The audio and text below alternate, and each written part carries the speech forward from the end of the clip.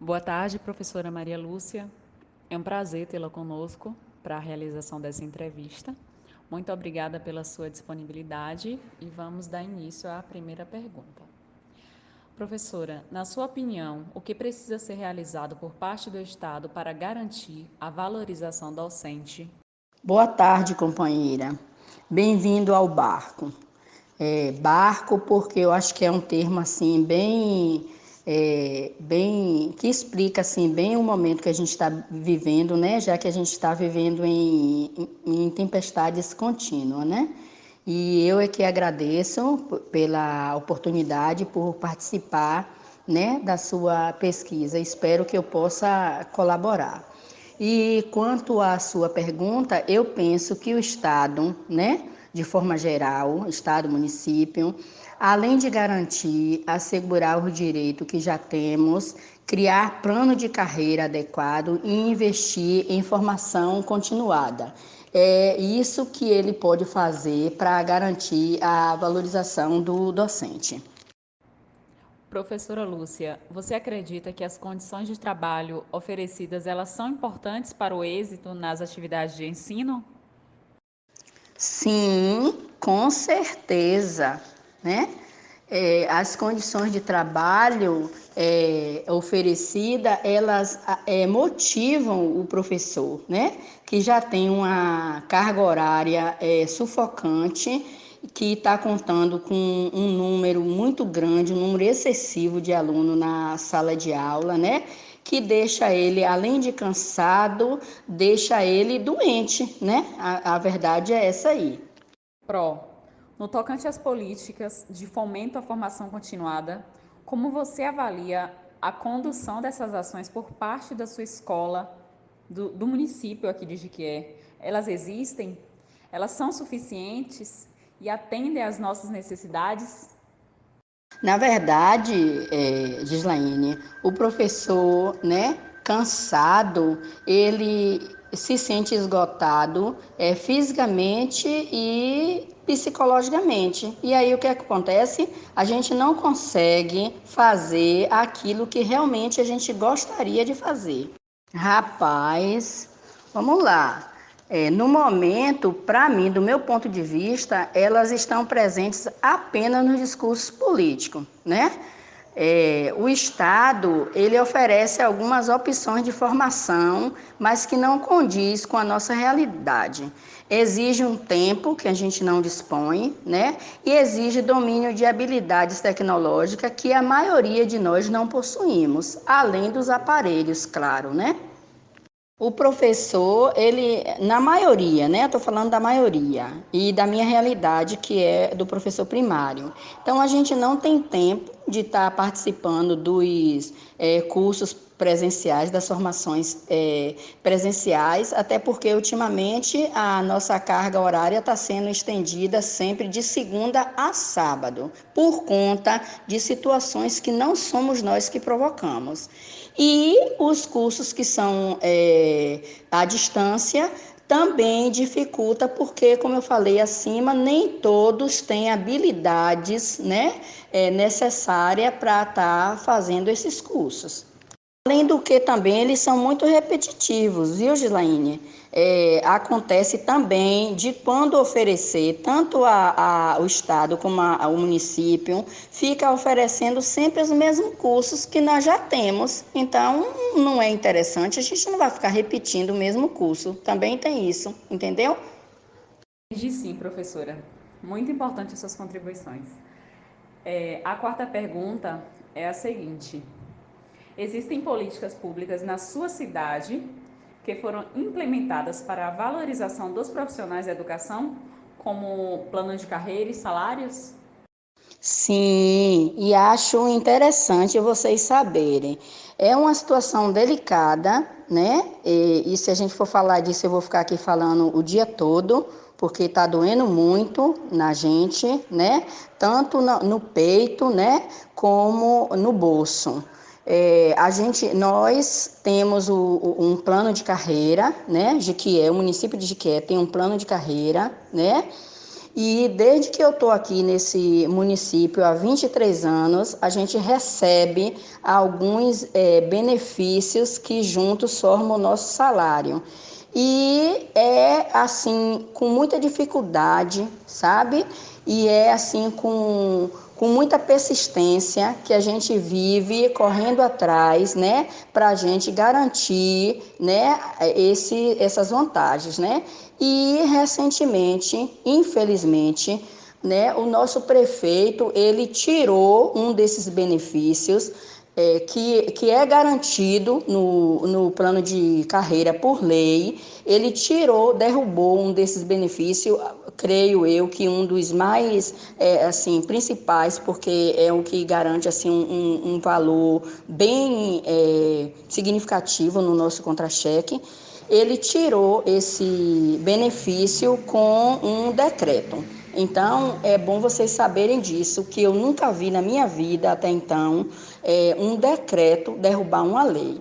Isso deixou a gente muito indignado e a gente está muito incomodado com isso. E a luta continua. Por isso que eu te falei no início da gente estar num barco, porque é assim que a gente se sente, num barco, entendeu? E tem horas que parece que o barco quer afundar, mas a gente continua remando, né? Porque o nosso objetivo é muito maior, não é só a questão do dinheiro, não, né? Mas é claro que a valorização financeira é importante, porque além de ser uma profissão bonita, além de ser também, para mim, eu penso, uma questão também de vocação, é a nossa profissão, é o nosso sustento, é o nosso salário, é o motivo que faz a gente acordar todos os dias, né, para a gente vir trabalhar. E aí, quando tira um benefício, quando em vez de aumentar o nosso salário, o governo tira o nosso salário, diminui, né, tirando um direito que a gente já tinha, então isso abala demais a classe, entendeu? Inclusive, também nós estamos sem reajuste do piso, que também é lei, né? A gente está sem esse reajuste desde 2018. Ó, na sua opinião, quais são as maiores dificuldades enfrentadas pelo professor no que diz respeito ao não oferecimento das melhores condições de trabalho? Ó, por incrível que pareça, a resposta vai rimar aí, viu? É a falta de respeito. Com certeza é a falta de respeito. Porque o não reajuste do piso, a retirada da regência, que é o benefício no qual eu falei na resposta à questão anterior, isso aí é falta de respeito com nós, isso aí é falta de respeito com o professor, entendeu? E isso dói demais, é um direito garantido, entendeu? A gente já tinha isso aí, o reajuste do piso é anual, tem 3 anos que esse direito é desrespeitado. Então, com certeza, é a falta de respeito. A falta de respeito com a gente é gritante, não tem como mascarar. Como a senhora já vem falando aí das dificuldades, essa luta dos profissionais da educação, ela já perpassa gerações, né? E ela tem atraído e levantado inúmeros debates. Qual é a sua visão particular sobre essa premissa? A minha visão é de indignação. Eu não compreendo como um país que está em desenvolvimento, como um país que fala tanto de cultura, de valorização à arte, à educação, fica só no discurso, entendeu? É, a luta é árdua, a luta é contínua e eles estão nos enfraquecendo porque eles não estão fazendo mais concursos públicos, entendeu? Eles estão contratando profissionais da educação através do sistema do REDA. Isso enfraquece a luta, isso enfraquece o sindicato. É o sindicato que somos nós, né, juntas, que estamos sempre buscando melhores condições, debatendo, discutindo educação, mas como essa luta continuar, como essas discussões continuar se eles estão enfraquecendo o sindicato através do não concurso, de não fazer mais concurso, né? É como se eles estivessem encontrando um meio de nos escalar, entendeu, Gislaine? Todos esses posicionamentos acho que respondem até, em certa parte, a nossa sétima pergunta, que é a seguinte: existe um alto e justificável índice de desinteresse pelas licenciaturas, e eu suponho que muitos desses motivos foram citados pela senhora. Eu volto a perguntar, na sua visão particular, como a senhora acha que seria possível tornar a nossa profissão uma área muito mais atrativa do que ela é hoje? De fato, tá meio que respondido mesmo. A gente se empolga, é assim. O que é que se pode fazer para incentivar, né, os futuros decentes a se engajar nessa carreira tão bonita, tão necessária ao país, né, e tão desvalorizada? É assegurar os nossos direitos, né? É manter e aprimorar, melhorar, dar condições, né, para melhorar o plano de carreira, né, de todos, é pagar o piso, esse reajuste salarial do piso.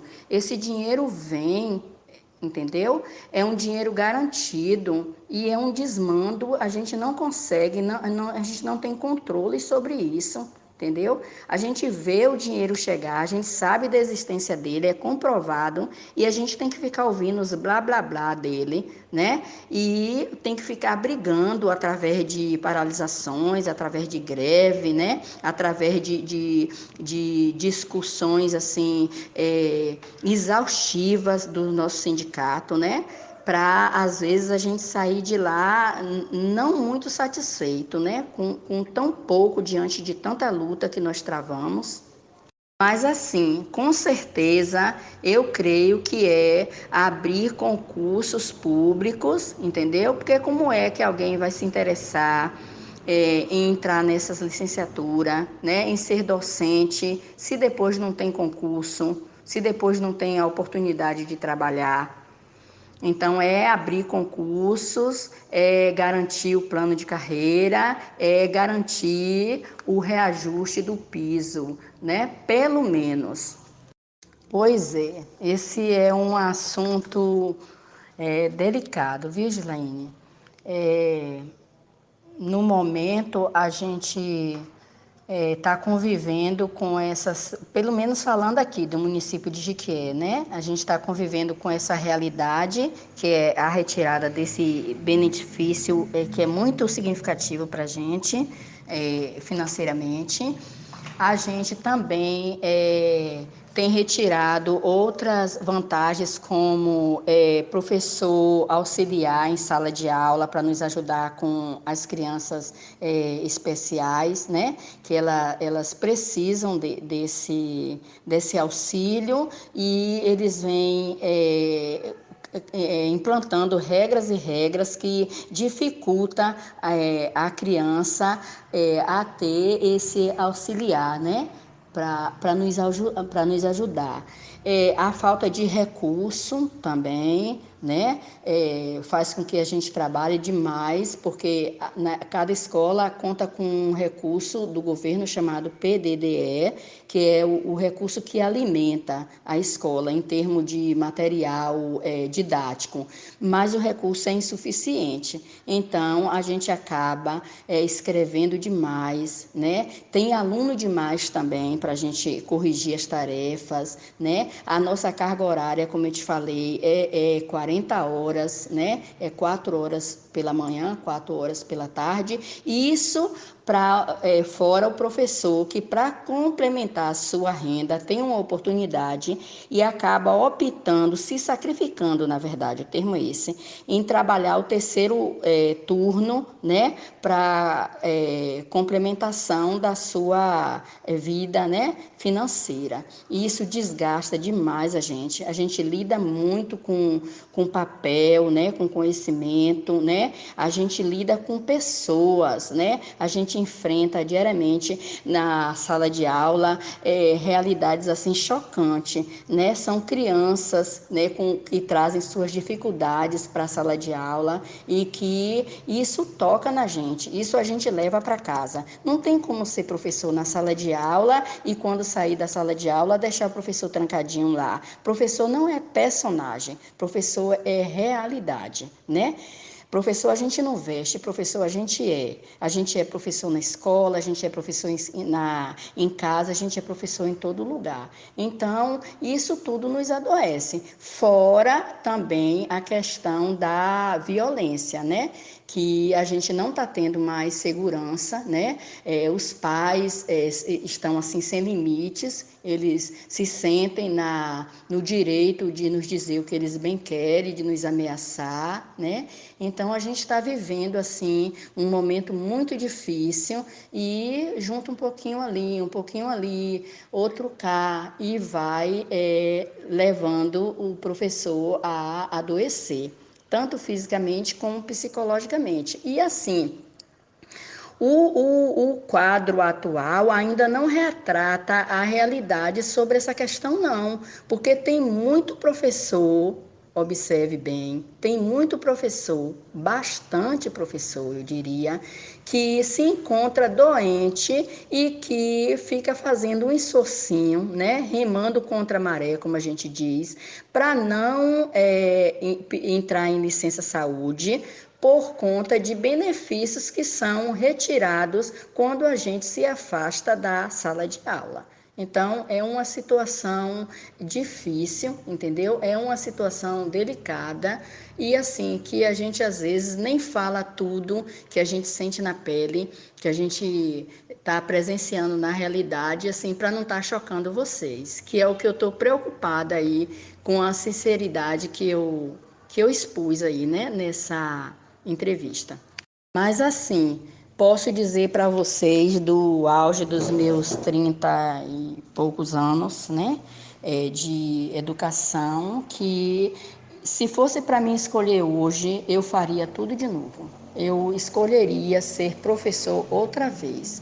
Eu indico, né, a qualquer pessoa que queira, né, que tenha habilidades, que tenha interesse, sim, eu incentivo, né?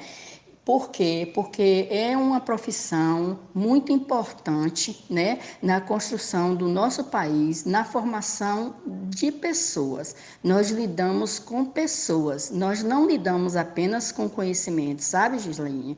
A gente lida com pessoa, a gente ajuda a formar indivíduos e o que faz valer a pena todo esse esforço não é o salário que a gente recebe apenas, né?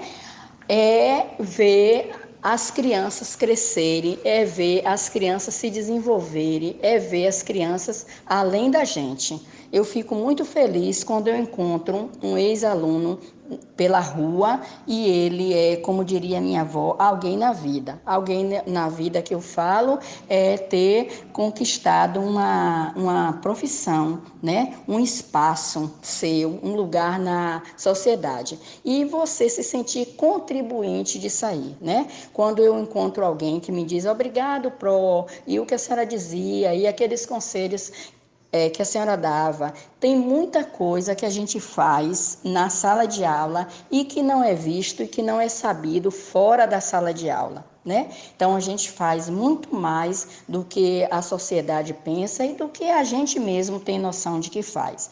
Então, também do ponto de vista de melhorias, desde quando eu entrei, há mais ou menos 30 anos atrás, que eu vejo as coisas melhorando. É claro que a luta continua, que a gente não pode parar, né? Mas graças a Deus as coisas estão melhorando. Quando eu entrei não existia piso, né? Quando eu entrei não tinha plano de carreira, não se falava nada disso. Então eu acredito que com as licenciaturas, com as pessoas se formando, tendo mais conhecimento, é claro, elas vão ter mais conhecimento, elas vão ter mais força, né, para continuar na luta, para exigir e buscar melhores condições, valorização profissional.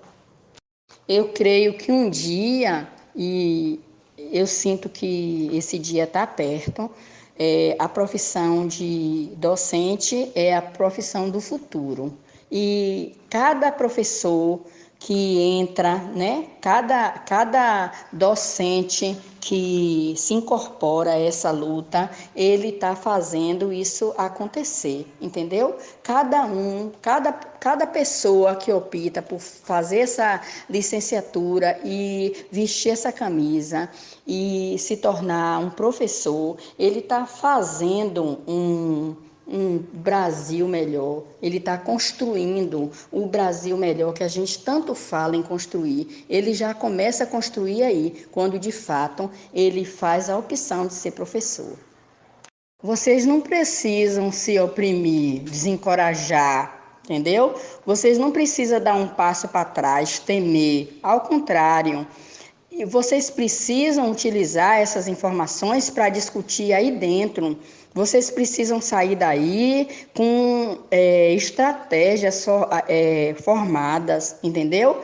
Vocês precisam fazer dessas situações que é gritante, entendeu? Que para a gente, na realidade, está incomodando muito. Vocês precisam fazer disso desafios para vocês virem daí tudo cheio de garra, tudo cheio de vontade, tudo articulado, entendeu? Isso não pode ser dificuldade, isso não pode ser motivo para a desistência de ninguém. Isso tem que virar desafio. As situações que nos incomoda hoje tem que ser desafios para vocês. E vocês estão no lugar do conhecimento, vocês estão no lugar da discussão, vocês estão no lugar que pode sair daí, né, com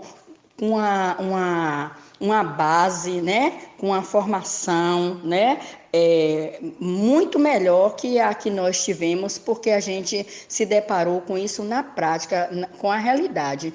Eu, por exemplo, vim fazer uma licenciatura depois de já está na educação. Vocês, ao contrário, já saem daí, né, com uma outra postura, né, como é que eu digo assim, com a cabeça cheia de ideias, né, sabendo das coisas, do que acontece na realidade, né, e vocês podem transformar isso tudo, inclusive, em objeto de estudo.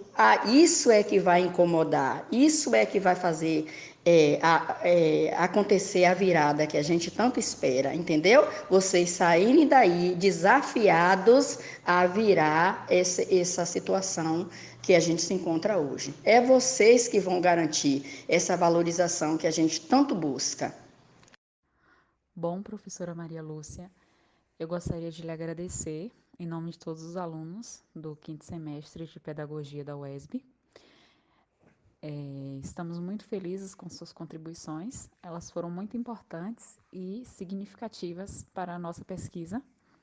Desejamos sucesso na sua caminhada e gratidão enorme por tê-la conosco. Obrigada.